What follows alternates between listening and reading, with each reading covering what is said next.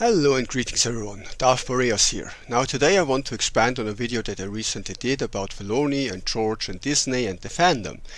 Now this time I want to talk about simplicity in storytelling. And that is something that I think is super important to mention in this context because George, I think, is one of the issues I have with him. He likes simplistic stories, but doesn't make them simplistic. What I do mean is that George's example says that the Jedi are the good guys and the Sith are the bad guys. That's it. No nuance, no gray areas. He even hates the idea of the gray or balanced side of the Force, even though he himself created it. But he hates the idea of any complexity. And you know what? If you do children's stories, like where the target audience is between the ages of 3 years to maybe 12 years old. That's totally legit. That's totally fine. That's how you write children's books. No complexity, clear good guy, clear bad guy, clear goals, clear target, no complexity. It's just a simple black and white, and that's how you write children's stories, because children don't have the brain power and mental capacity to understand nuance. They don't have the ability to differentiate. They don't have the life experience to know that sometimes things are good or bad, and depending on context. They live in a very simplistic world because our education system and our parenting make it simple. They usually are having a happy childhood and are spared any major traumas because we make the world simple. And that's one thing about a fan movie that I really liked, where the dad said to her daughter, when she finds out he's actually secretly helping the rebels, when he taught her that the Empire is good, she doesn't understand what's happening because the world is simple. The Empire is good guys, the Jedi are the evil guys. That's what her dad taught her. And her dad is like, well, your world is simple because I made it simple for you. Doesn't mean it is simple. And that's the entire thing that I want to come to talk about, because simple stories have their value. They do have their audience. Again, children between the ages 3 to 12, about that, maybe 14 if you're a bit slow in your mental development, maybe even 16, but it's really a young audience that you're targeting with it. I don't say that adults can't enjoy simplistic stories. They can, but the older you get, usually most people develop a taste for more complex storytelling, where there's sides to things, where there isn't a clear good guy or clear bad guy. And the problem that George has in his storytelling, or Filoni too, is that they say that it is a very simplistic story, but what they show is different. As example, they say that the Jedi are the good guys. That's the clearest statement I think there is in Star Wars, that every major writer for Star Wars agrees with, that the Jedi are the good guys. They are the good guys. And yet they don't even look at what the Jedi are doing or what they are writing what the Jedi do, because we have again the statement, the Jedi are the good guys. They are definitely the good people here. Yet it's the Jedi Order that takes in children without their consent at a very, very young age, sometimes even against the wishes of the parents, against the parental consent, takes in children and brainwashes them. In real life we called it a cult. That is very, very bad behavior. Yet the Jedi are the good guys, so it's good, because they're good, so it has to be good, right? They are putting teenagers into war. Think about it. The Jedi are using 12, 13, 14-year-old children as soldiers in a war and risk them being killed, maimed, injured, whatever, at a super young age. But the Jedi are the good guys. Yeah, they are good, because child soldiers are definitely good, right? Because the Jedi do it, so it's good. Something like that. You sure about that? Censorship. The Jedi censor knowledge. They literally burn books and holocrons they don't like. They destroy knowledge they don't like. If you have knowledge they don't like, they might kick you out, they might imprison you, they might kill you. So that's censorship that carries up to a death penalty for just asking questions. But the Jedi, they are the good guys, right? Because they have to. In the Clone Wars, the Jedi lead an army of friggin' slaves that are literally bred to die in a war and had no say in this whatsoever. They are forcing these people to fight against their will in some cases. They are leading an army of slaves in the combat. But the Jedi are the good guys, right? Because George said so. They are good. So everything they do is good, even though it's clearly evil and fucked up, and we wouldn't accept that with any other faction doing that. Imagine the Empire did these things. Actually, the Empire does do some of these things themselves, and when the Empire does it, it's clearly evil, but when the Jedi do it, it's clearly good. And that's where you lose your audience, because people that think for a second realize that the Jedi cannot be the good guys if they do a lot of evil stuff. It's a contradiction. They can't be the good guys if they're clearly doing evil things. How do the Jedi fail all the time? The Jedi Order creates so many Sith by failing people. Like how did they abandon? How did they lose Dooku? That guy was a believing good Jedi and switched sides because he realized the Jedi are full of shit. They are not living at all what they are saying that they do. They are not standing up for anything that they say they stand up for. That hypocrisy is actually pointed out even in the Clone Wars, where people say, yeah, you are peacekeepers who constantly wage war. Good job, guys. Yeah. I mean, Filoni did try to bring in a little bit more detailed storytelling here, because Filoni is also one of the main driving forces behind the Grey Force and the balance, which by the way is again nothing that George likes, but George not only greenlighted it but also helped him with it, which technically speaking makes the Grey side George canon, even though George himself says that he doesn't like the concept, so difficult. Anyway, the point I want to tell is that complex storytelling has many strengths, because complex storytelling, where there's not really a good side or really a bad side, people can decide for themselves. Complex storytelling makes people think, that makes people discuss, that makes people argue, that makes people change minds, that makes people get more and more into the world, because it is complex, and the more they learn, the more they are into the world, because complex stories draw people in, because we like our minds to be challenged, we like our morals to be challenged, we like to see, I'm not saying real but realistic scenarios, because just like in real life there is no clear good or evil person or clear good or evil faction. Everyone does things that could be considered evil. Every nation did horrible things, every nation did great things. We have things that are certain, well, I don't want to go into politics too deep, but there is nuance in real life too, and there is many things in real life that many people consider outright good or outright evil, when things are even more complex than that. Same for Star Wars.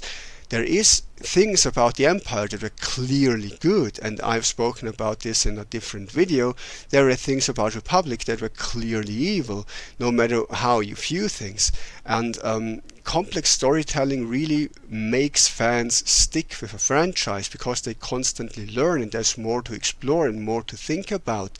And questioning the faction that you root for, there is just so much more depth with complex storytelling that makes a franchise really interesting, and that's what I can recommend for Star Wars and other franchises going forward.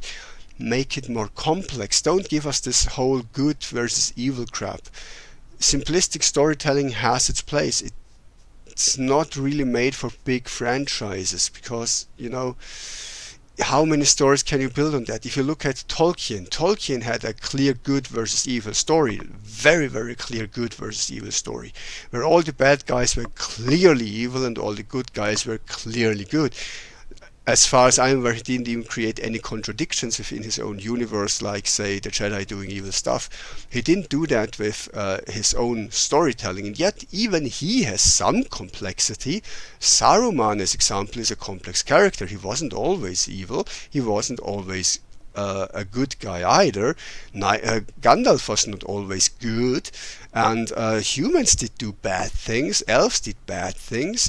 Orcs, well, not by Tolkien, but other writers did some good things. And a franchise can exist without a complex story, but it can only go so far before it gets really boring. Like, how many stories can you tell about the orcs getting bested by the elves? Like, at some point this is going to be boring, because you already know what happens, because the evil guys lose, the good guys win, yada yada yada. It's not interesting for long. If you want to draw people in, you need complexity. It's why, say, MMOs like World of Warcraft and Star Wars Old Republic flourish for decades, because they have sides that have their pros and have their cons, and where fans argue and really are with one faction or the other, or sometimes both. The whole Horde versus Alliance stuff, that took on stunning complexity and had really insane takes in the real world. Like, sometimes fans can go nuts, but for real, the moment they abandoned this complexity in World of Warcraft, player numbers tanked, because people are not interested in playing the bad guys. They're not interested in a good versus evil story, because they're not little children anymore. And so they grow out of that, and they want complexity in the stories. And I think most people would love for Star Wars to adopt the whole idea with the Grey Force, which is a balance between the light and the dark, and stating openly as canon that the light, too much light, is bad too, and that the Jedi did a lot of evil things because they thought they can do no wrong, and that the outcome, what's the saying, that the end justify the means, or something like that, by any means necessary and such, and that everything they do has to be good because they say they are the good guys, and that everything the Sith do has to be evil because they say that the Sith are the evil guys. Complex storytelling really wins over hearts and minds, and I think that in Star Wars there was much groundwork already done, because they said, like, Lucas based the Jedi on a mix of Buddhism, Stoicism, and Taoism, and Zen, and none of these is inherently good or inherently evil. It's just philosophies, and the Jedi followed them and ended up in a bad spot at times, because, say, the Buddhists, they don't care about life or death.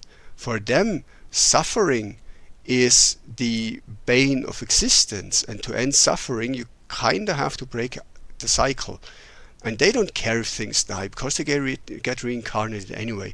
Buddhists have done some terrible things over the course of history, and there is things in Zen that is just insane from a psychological science point of view. It's not good. Stoicism can actually be pretty darn dangerous to your mental health. So, are the Jedi crazy? Maybe. Meanwhile, the Sith were based on Nietzsche and his philosophy, and while Nietzsche really can be used to create some horrible mindsets, the base of it is actually pretty darn good and based. Basically, get your ass up and become better. Grow through challenge. His word choice, the word choice of his time, wasn't a very good one, but he isn't evil and his philosophy isn't dark. It's just pretty realistic. And modern psychology and therapy, you use quite some of it. It's just more complex than that, and same goes for the Sith. Sure, I agree with you that the Sith are more likely to do evil things, because they don't really have those inhibitions that the Jedi do. But they don't have to. And the other question is there a greater good? And if so, why do the Jedi always kind of serve the greater evil and the Sith end up doing pretty darn good things for the galaxy? Weird that. So Star Wars isn't a simple story in good versus evil, even though it's said that it is, but by depiction it clearly is not. Luke acknowledged that. Luke said that the Jedi Order did have a lot of failings and was way too light. He himself adopted quite some dark side ideas, and I wouldn't say outright Sith ideas, but he definitely did away with many things that the Jedi ruled. And that also creates problems, because now you have Order 66 survivors, like previous Jedi, that went with Luke and said that Luke was great and his new Jedi Order was good and whatnot, when he directly opposed basically their beliefs that they held dear for all of their lives. Yeah, but even those Jedi kinda saw that Luke was on the right track, even though I guess many Jedi would have said that Luke is lost and went dark side or something, because kinda did. Not fully, by the way, but kinda. Similar to Mace Windu. That is also a sort of complex character. So yeah, the whole good versus evil storytelling is really not something that you want to go with for long. If you do special kids shows for Star Wars, I can see a good versus evil story, but you don't have to drag in the entire Sith or the entire Jedi Order. How about you depict in children's material of Star Wars some really evil Sith and some really good Jedi? Works for children, and for the greater audience, those are singular people. That's not the entire order. That's not the entire universe.